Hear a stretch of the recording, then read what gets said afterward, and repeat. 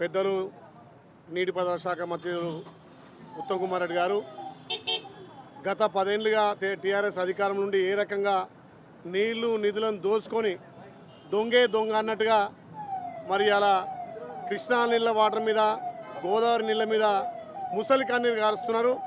మా గౌరవ ముఖ్యమంత్రి పూర్తిగా గోదావరి నీళ్ళకి సంబంధించి కానీ కృష్ణా నీళ్ళకి సంబంధించి ఏ రకంగా అప్పుడు ఒప్పందాలు చేసుకున్నారు, ఏ రకంగా నీటిని రాయలసీమకు ఆంధ్రాకు దోచిపెట్టిరో ఇలా పూసగుచ్చినట్టు చెప్పిండు.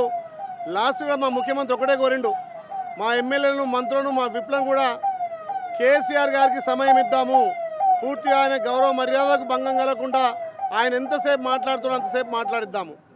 గత ఉమ్మడి రాష్ట్రంలో జరిగినటువంటి అన్యాయము ఈ 10 ఏళ్ల కాలంలో కృష్ణా నీళ్ళలో కానీ గోదావరి నీళ్ళలో అన్యాయం జరిగిందని చెప్పి ఇలా పూసగుచ్చినట్టు అర్థమైంది. మరి రేపు కేసీఆర్ గారిని అసెంబ్లీకి రమ్మంటున్నాం, చర్చ చేయమంటున్నాం.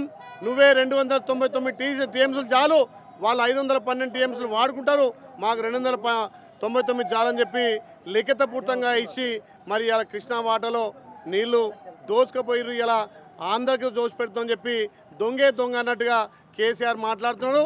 మరి ఆయన 6 అడుగుల అజానుభావుడు, ఆయనకు నెత్తిలో దమాక్ లేదు, మోకాల్లో ఉంది. ఇవాళ కృష్ణా గురించి బంద్ చేసి మళ్ళీ బనకచెర్ల గురించి మాట్లాడుతున్నాడు. మొన్నదాకానేమో కృష్ణ ఆగమైంది, కృష్ణా నీళ్ళన్నీ అక్కడ ఆంధ్రాలో దోచుకపోతారని చెప్పి డ్రామాలు అన్నటువంటి హరీష్ రావు ఇవాళ మళ్ళీ బనకచెర్ల గురించి మాట్లాడుతున్నాడు. అంటే డైవర్ట్ పాలిటిక్స్. ఎప్పుడైతే ఇష్యూ డైవర్ట్ కావాలని చెప్పి ఎట్లయితే ఇవాళ అసెంబ్లీలో కృష్ణా వాటర్ మీద కానీ గోదావరి నీళ్ళ మీద మాట్లాడదాం, చర్చకు సిద్ధమా అంటే మళ్ళీ కొత్త రాగం ఎత్తుకుంటూ ఆ డ్రామారావు ఒక దిక్కు, ఆ బావ బామ్మర్దు బిల్లారంగుడు ఒక దిక్కు.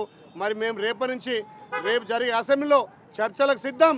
మరి ప్రతిపక్ష నాయకుడిగా కేసీఆర్ గారిని తప్పకుండా అసెంబ్లీకి వచ్చి ఏదైతే ఉమ్మడి రాష్ట్రంలో జరిగినటువంటి జలదోపిడి కంటే 2014 నుంచి 2023 వరకు 100 సంవత్సరాల దోపిడీ జరిగింది. దానికి మీకు కళ్ళకు కట్టినట్టుగా తెలంగాణ 4 కోట్ల ప్రజలు అసెంబ్లీలో జరిగే చర్చలు చూస్తారు కాబట్టి ఆ చర్చలకు రామని ఆహ్వానిస్తున్నాం. ఏదైతే తెలంగాణ ఏర్పడ్డదే నీళ్లు నిధులు నియామకాలు, మరి నీళ్లు ఆంధ్ర పాల్పోయినాయి, నియామకాలు మీకే వచ్చినాయి, నిధులు మీ ఇంటికే వచ్చినాయి. ఏ ముఖం పెట్టుకొని ఇలా మీరు మాట్లాడుతున్నారు? ఏదో ఉనికి కాపాడుకోవాలి. తెలంగాణ రాష్ట్రంలో ఇలా 38 అసెంబ్లీ వస్తే ఇలా పార్లమెంట్లో 0 వచ్చింది.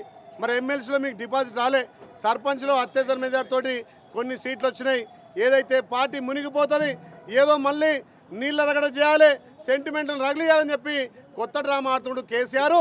ఆ డ్రామాలు బంద్ చేసుకొని నువ్వు అసెంబ్లీకి వచ్చి నీ గలం వినిపించాలి.